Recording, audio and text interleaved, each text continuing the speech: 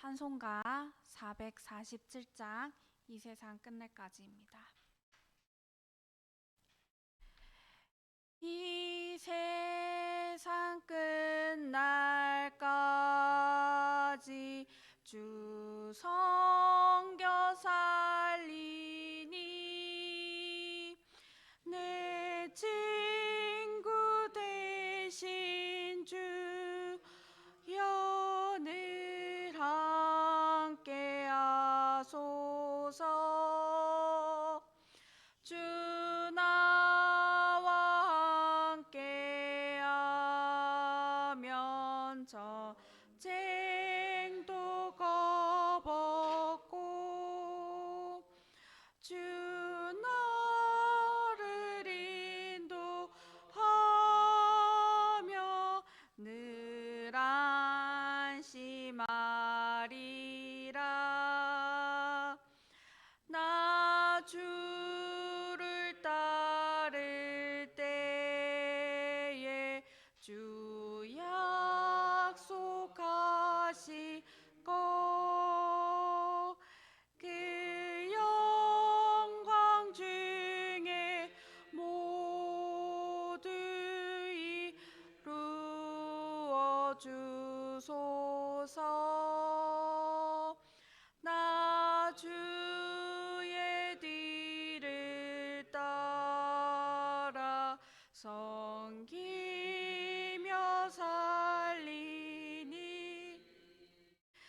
그 크신 은혜 속에 날 인도하소서. 이 세상 온갖 시험 내 맘을 들고 악한 원수들이 안팎에 있으나 주 나를 돌보시사 내 방패 되시고 내 옆에 계신 것을 늘 알게 하소서. 저 영광 빛난 곳을 주 허락했으니 그 허락하신 곳을 늘 사모합니다.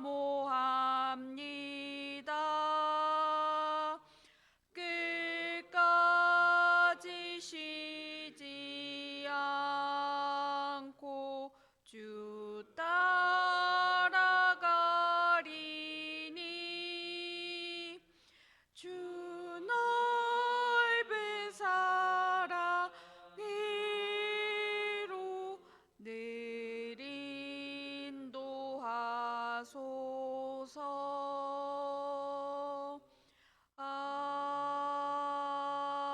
아멘. 사도신경으로 신앙 고백 드리겠습니다. 나는 전능하신 아버지 하나님 천지의 창조주를 믿습니다. 나는 그의 유일하신 아들 우리 주 예수 그리스도를 믿습니다.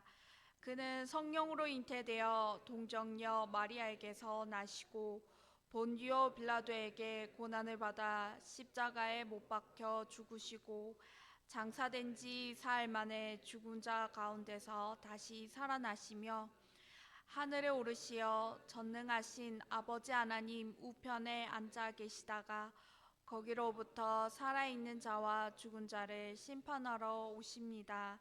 나는 성령을 믿으며 거룩한 공교회와 성도의 교제와 죄를 용서받는 것과 몸의 부활과 영생을 믿습니다. 아멘.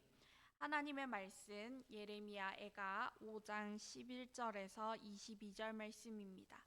예레미야 애가 5장 11절에서 22절 말씀입니다. 구약 성경으로 1151쪽 있습니다.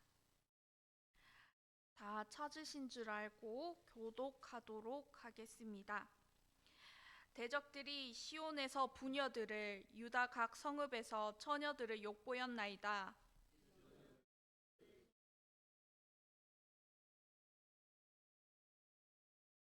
청년들이 맷돌을 지며 아이들이 나무를 지다가 엎드러 지우며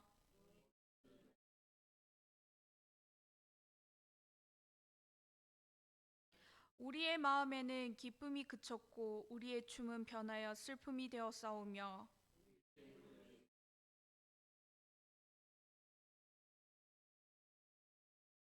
이러므로 우리의 마음이 피곤하고 이러므로 우리의 눈들이 어두우며 여호와여 주는 영원히 계시오며 주의 보좌는 대대에 이르나이다.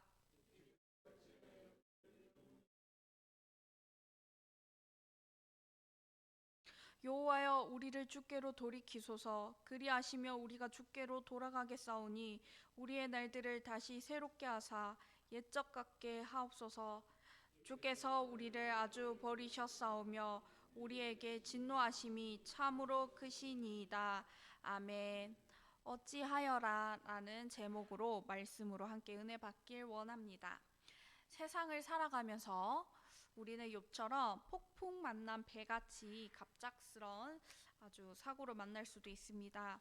이럴 때마다 우리는 왜 나에게, 우리에게 이러한 일이 일어났는지 고민을 하며 더 나아가서 하나님께서는 어째서 이런 일을 나에게 혹은 우리에게 일어나게 되냐고 토로하게 됩니다. 그럴 때 하나님께서는 우리에게 그 답을 주실 때도 있으시긴 하지만 아무런 말씀 없이 침묵으로 대답하실 때가 있습니다. 과연 그럴 때 우리는 어떻게 반응해야 할까요? 예레미야 애가는 주전 586년 바벨론에 의해서 남유다가 멸망하고 백성들이 포로로 끌려가며 예루살렘 성이 파괴되고 성전이 회파된 것을 애도하여 지은 5편의 시입니다. 이 예레미야 애가는 개인과 국가 차원에서 나라 잃은 슬픔을 발산하게 되고 왜 이러한 신의 버림이 있었는지 되짚어보며 공동체가 함께 통회하는 역할을 하게 됩니다. 즉 예레미야 애가는 바벨론 포로 생활에 대한 신학적 설명을 최대한 슬픈 감정을 담아서 시로 표현한 것입니다. 1장에서는 예루살렘을 시온의 딸로 의인하여 여인에 당한 비탄과 수치를 노래하고 있습니다. 2장에서는 예루살렘의 멸망과 이스라엘의 죄로 인한 하나님의 진노에 대해서 노래를 하고 있습니다. 3장에서는 가장 긴 장으로 시인은 백성들을 대표해 고통받는 자로서 탄식과 하나님의 공의를 노래하며 그 속에서 소망을 노래합니다. 하나님께서 인간의 악에 대해 한결같이 공의를 행하시는 분이시기에 하나님의 언약도 한결같이 지키시어 죄가 우리의 최종 심판이 되지 않게 하실 것이라고 말입니다. 4장은 다시 1, 2장의 구조로 돌아와서 2년간의 예루살렘의 포위에 대해 생생하게 과거와 현재를 대조함으로 묘사를 하고 있습니다. 5장은 앞에서와 다른 형식으로 지은 시이며 하나님의 자비를 구하는 공동체의 기도로서 하나님께 자신을 버리지 말라고 하나님께 애원합니다. 오늘 본문은 어제의 말씀, 즉 극단적 금지림으로 인한 공동체의 비참한 현실을 묘사하는 데에서 이어서 5장의 마지막 부분으로 이로써 예레미야 애가는 막을 내리게 됩니다. 11절에서 14절 말씀인데요. 공동체의 참담하고 극단적인 현실을 나타내고 있습니다. 11절에서 14절 말씀입니다. 대적들이 시온에서 부녀들을 유다 각 성읍에서 처녀들을 욕보였나이다. 지도자들은 그들의 손에 매달리고 장로들의 얼굴도 존경을 받지 못하나이다. 청년들이 맷돌을 지며 아이들이 나무를 지다가 엎드러지우며 노인들은 다시 성문에 앉지 못하며 청년들은 다시 노래하지 못하나이다. 11절에서 14절 말씀에 유다 공동체의 여러 계층이 나옵니다. 11절에서는 여성들, 12절에서는 지도자와 및 장로들, 13절에서는 청년들과 그리고 아이들, 14절에서는 노인들이 나오는데요. 이들이 당한 고통은 정말로 끔찍합니다. 11절의 여성들, 먼저 대적들이 시온에서 또 유다 도시들에서 처녀와 여성들을 욕보였습니다. 이 말은 계획적으로 가해지는 성폭력을 함축합니다. 고대 사회에서는 조직적으로 성폭력을 행사했는데 그 이유는 여성을 보호해야 할 남자들에게 굴욕감을 느끼게 하고 굴종하게 만드는 전술이고 민족 전체의 혈통을 제거하려는 시도였습니다. 12절에는 그래서 여성이 치욕을 당하였기에 그들을 보호해야 할 지도자들과 장로들이 치욕을 당하게 됩니다. 백성들을 보호하지 못했고 오히려 대적들 손에 사로잡혀 큰 형벌을 받게 됩니다. 또한 백성들의 존경을 받지 못하게 됩니다. 종복자들에게 의해 지도급 인사들이 굴욕당하는 처참한 상황입니다. 이어서 13절에는 청년들과 아이들이 노예적인 노동의 고통이 묘사가 되고 있습니다. 청년들이 황소가 끄는 아주 큰 맷돌을 옮겨야 하며 아이들은 나무찜을 매다가 무게에 눌려서 쓰러지고 있습니다. 14절에는 노인들은 다시 성문에 앉지 못하고 청년들은 노래하지 못합니다. 당시 성문은 재판이 열리고 정치적 결정을 하고 각종 사업 등 공적인 업무가 행해지는 장소였습니다. 지도자부터 자라나는 미래 세대의 주인공까지 큰 고통에 시달리며 삶의 기쁨이 더 이상 없습니다. 공동체의 삶은 철저히 파괴되고 짓밟혔습니다. 왜 유다 백성은 이런 끔찍한 고통을 당했을까요? 두 번째, 15절에서 16절 말씀에 우리의 범죄 때문이라고 말씀하고 있습니다. 15절 16절 말씀입니다. 우리의 마음에는 기쁨이 그쳤고 우리의 춤은 변하여 슬픔이 되었사오며 우리의 머리에서는 면류관이 떨어져 싸우니 오호라 우리의 범죄 때문이이다. 우리가 끔찍한 고난으로 인해 탄식의 노래를 부르게 됩니다. 우리 마음에 기쁨이 사라졌고 춤은 슬픔이 되었습니다. 이제 탄식만이 유일한 희망이 되었습니다. 한때는 모든 세상 사람의 기쁨이었지만 수치스러운 결말을 맞이하게 되었습니다. 이러한 상황을 우리 머리에서 면류관이 떨어졌다고 묘사하며 그 모든 이유를 우리의 범죄 때문이라고 시인하고 인정합니다. 하나님께서 전쟁을 피할 길을 알려주셨음에도 불구하고 유다 백성들은 하나님의 말씀을 무시하고 하나님을 저버린 채 죄인지도 모른 채 일상대로 자신이 원하는 대로 하고 싶은 대로 죄를 지으며 삶을 살았습니다. 우상을 섬기지 말라고 했지만 하나님과 함께 섬기는 영적 간음을 저질렀으며 사회 지도자들은 약자를 보호하고 하나님의 사랑을 나타나야 했지만 자신들의 욕심을 부리기 위해 그들을 짓밟고 핍박했습니다. 선지자들이 하나님께로 돌아가자 회개하여야 한다고 들었지만 백성들은 자신들의 죄가 무엇인지 알지 못했으며 하나님의 말씀이 내가 듣고 싶은 내용이 아니라 믿지 않고 무시하였습니다. 그러자 하나님의 진노를 받아서 17절 18절 말씀에 이러므로 우리의 마음이 피곤하고 이러므로 우리의 눈들이 어두우며 시온산이 황폐하여 여호가 그 안에 노나이다. 시온의 영광이 떨어졌습니다. 하나님의 거룩한 전이 있는 시온이 여호가 노니는 곳으로 바뀌게 되었습니다. 왕조가 끝이 났으며 국가의 왕권과 주권이 땅에 떨어지게 되었습니다. 이 모든 것들이 바로 죄악 때문입니다. 우리도 한번 돌아보았으면 합니다. 우리도 하나님과 함께 겸하여 섬기는 것이 없는지 말입니다. 이웃에게 하나님의 사랑을 나타내야 하는데 그러지 못하고 오히려 나 자신의 욕심을 부렸는지 말입니다. 또한 하나님께서 회개하고 돌아오라 말씀하시지만 하나님의 음성을 하나님의 말씀인지 캐치하지 못하고 죄가 죄인지 알지 못한 채 습관처럼 죄를 짓곤 있진 않습니까? 지금이 하나님께로 돌아갈 때입니다. 하나님께서 우리 나라에게 돌아오라고 지금 말씀하고 계십니다. 우리가 먼저 멈춰서서 우리 자신의 죄를 회개하며 하나님께로 나아갑시다. 그리고 공동체를 위해, 나라를 위해 기도합시다.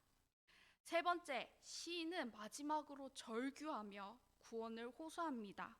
그런데 시인은 제일 먼저 하나님의 영원한 통치를 먼저 고백합니다. 19절 말씀입니다. 여호와여, 주는 영원히 계시오며 주의 보좌는 대대에 이르나이다. 아멘.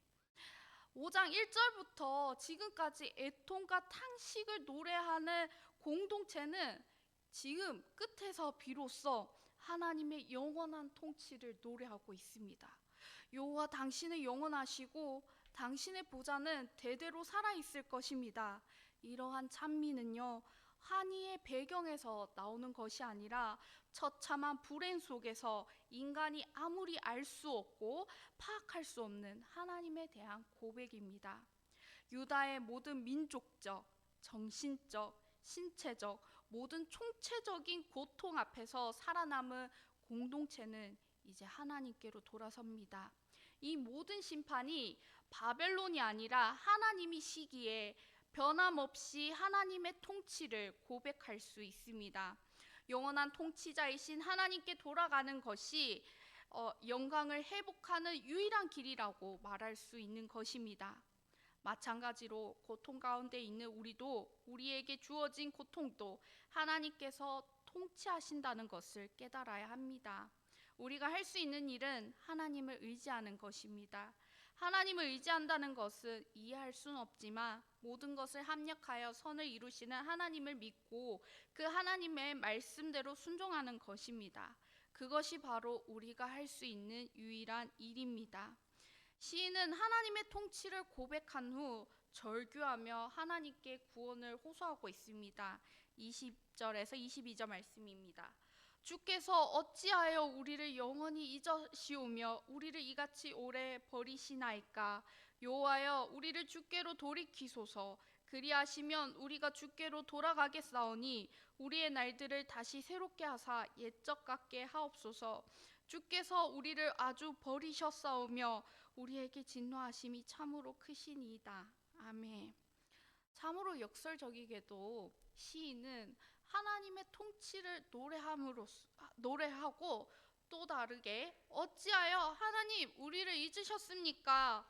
어찌하여 우리를 이렇게 오랫동안 버리셨습니까? 라고 하나님께 절규하고 있습니다.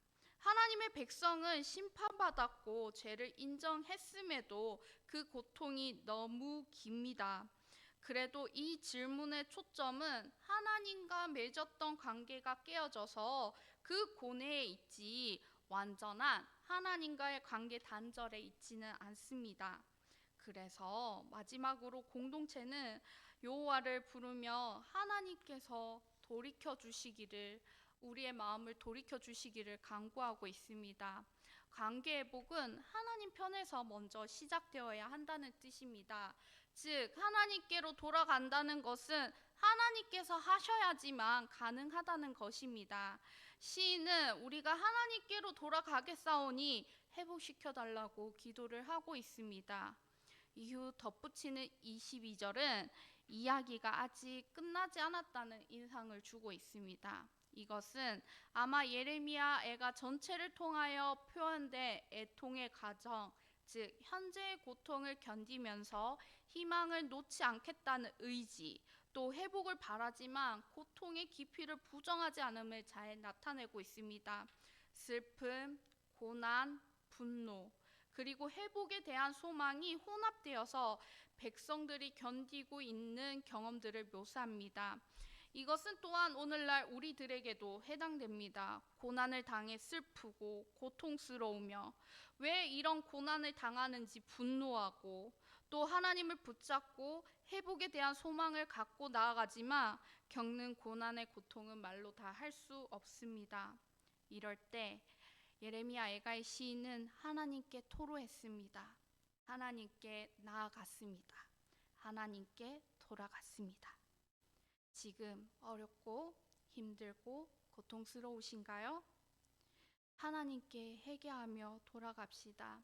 하나님께 우리의 마음을 하나님께로 돌이켜달라고 기도합시다. 그리고 하나님의 영원한 통치를 믿으며 하나님께 나아갑시다. 우리의 고통과 슬픔을 아시는 하나님께 고통과 슬픔을 토로합시다. 그리고 유일한 소망이 되시는 하나님을 찬양하는 우리 삼성교회 성도님들과 제가 되기를 소망합니다. 기도하겠습니다.